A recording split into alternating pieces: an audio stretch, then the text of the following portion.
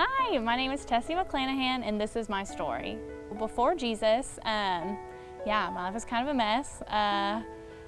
Grew up in Hot Springs, Arkansas, born and raised, but my family, my parents ended up getting a divorce when I was 8 years old, so I came from a broken family. I have 3 older siblings that are half siblings. They have a different dad than I do, but so their dad was also in the picture in and out. But had a very kind of broken family, but after my parents got a divorce, we lived in poverty. There were many months where we went without running water or electricity or food in the house, and so it was kind of a rough ride. I was homeschooled 1st through 5th grade after being sexually assaulted in kindergarten. That was fun. And then, so it was a rough ride before Jesus. So I wasn't raised in church. I can honestly probably count on one hand how many times we went to church before I came to know Christ. And of course, it's just for like Christmas or an Easter thing. Never went to like VBS or anything like that. So I wasn't raised in church. And it wasn't really until I got involved in a group called FCA at my high school in Hot Springs. So we had this small group called Fellowship of Christian Athletes that would meet every Friday morning in the gym.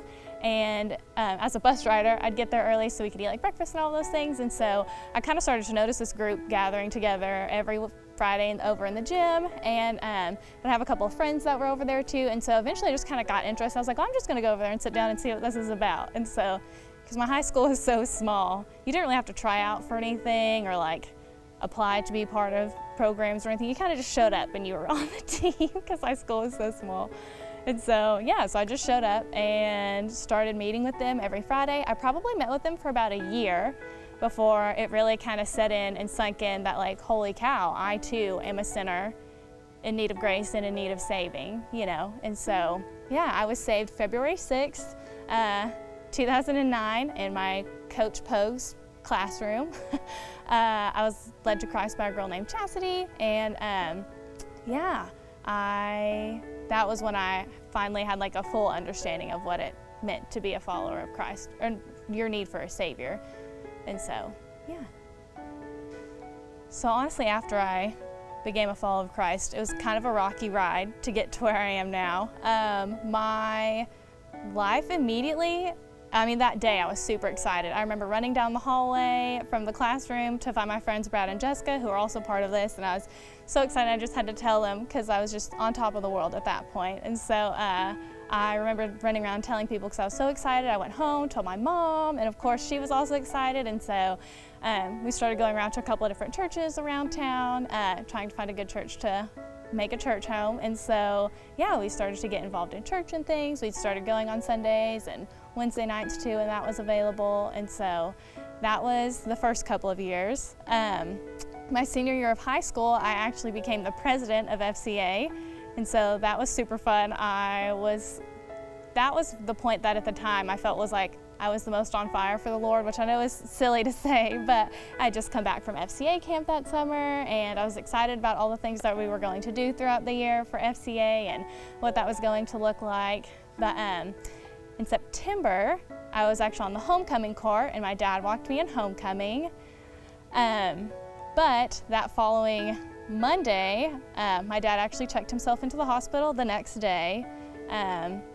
They did a bunch of CT scans and things, and that's when they found a couple of masses and spots on his liver and on his lungs and on his pancreas.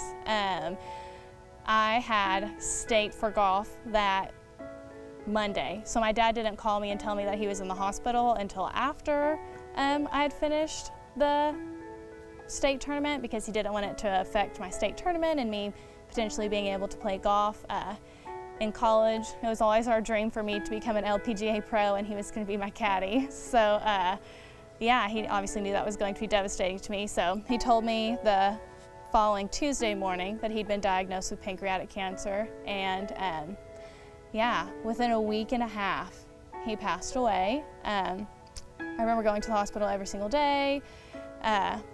I wasn't 100% sure whether my dad was saved or not, and so I had the idea to, try and share the gospel with him, talk to him about what it meant to be, a follower of Christ and why someone needs a Savior. But I never actually did. I was 17. He ended up passing away October 12th, 2012. And yeah, I remember literally being beside his bedside table, or his bedside, just on my hands and knees, just praying. At this point, he was already in a coma. And so he was there, but not really there. And so I just remember praying, like, God, please do whatever you have to do to take this cancer from him. I don't care if you have to take it from him and give it to me. Please just do whatever you have to do to save him. And ultimately, he wasn't healed in the way that I thought was best in the moment. And so I got mad at God. At first, I was dealing with all the grief and loss and things, but after a while, my confusion as to why the Lord didn't answer my prayer turned into anger and frustrations. And so it got to a point where I was just mad at God. And honestly, it's not that I stopped believing in him. I was just so mad at him for what I thought was taking my dad in the most important time of my life, the time that I thought that I needed him the most. I was just mad at him, and I didn't want anything to do with him. So I turned and I ran from God.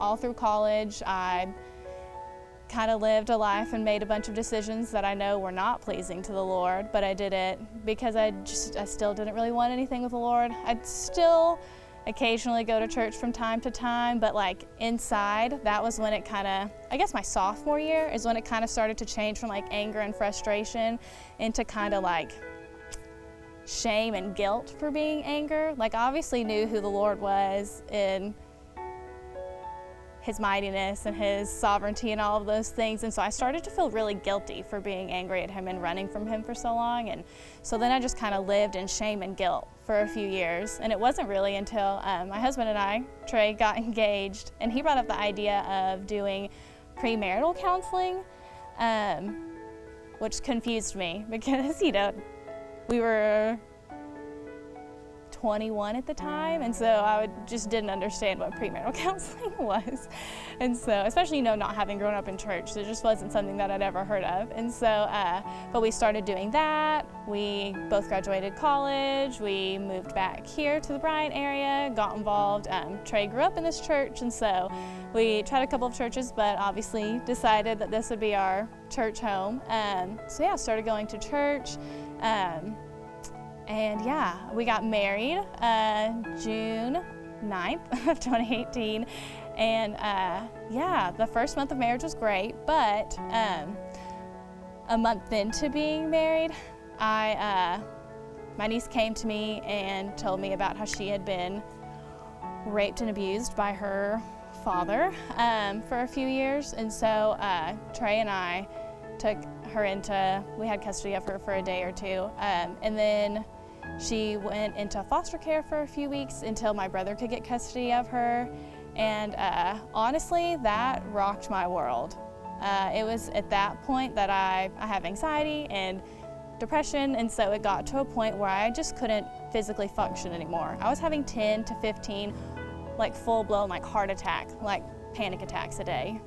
So I finally went to a doctor, and they started me with therapy and things, and it got to a point where that was the moment where I knew that I couldn't keep living my life on my own. I couldn't keep just trying to do what I thought was best, and that I needed to actually get help and seek help from someone who I knew would actually help. And so, yeah, I started seeing a therapist, and I got involved in D group, which was huge. We've been involved in our life group for a little while, but I just didn't feel like that was something that I could just open up to about everyone that was kind of going on in the background. And so I opened up to my D group about it, and yeah, it wasn't till I joined my D group that I also, was able to work through those things with them. But in that, though, because of the situation with my niece, whereas previously with my dad, I turned and ran from the Lord, with my niece's situation, I didn't have any other option. I knew that literally the only way that I was going to make it through that alive was if I turned to the Lord. And so, yeah, that's what I did. I ran to the Lord and leaned on Him more than I ever could, because I knew that that was the only way that I was going to make it through it.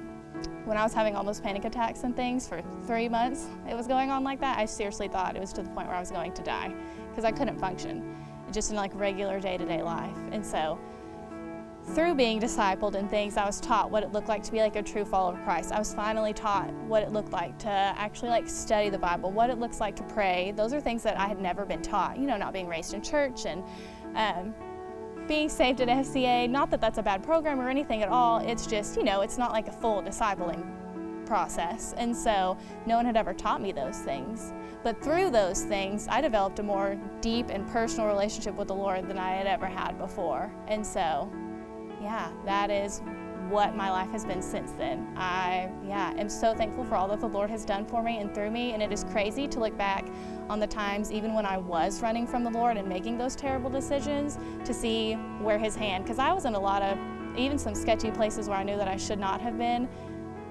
but to look back and see where the Lord was obviously protecting me, because one thing could have happened and it could have turned out completely different than what it did. And so I'm just super thankful for all that the Lord has done for me in that time, even when I was turning and running from Him. And so, yeah, even no matter how far you run, no matter how far you go, the Lord will always pursue you. And so I am just so constantly thankful for the pursuit that He just continued chasing me even when I was running from Him.